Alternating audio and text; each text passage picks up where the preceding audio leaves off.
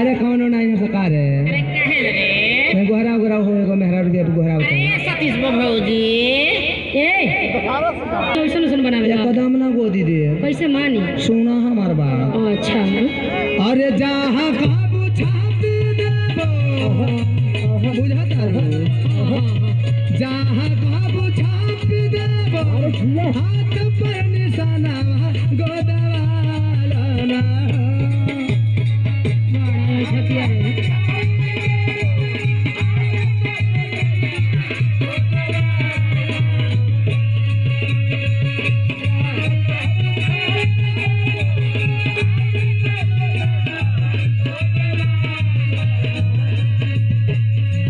जहाँ काबू छाप देबो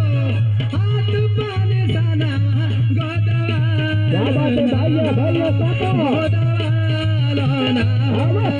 माला गोदाना गोदाना माला गेले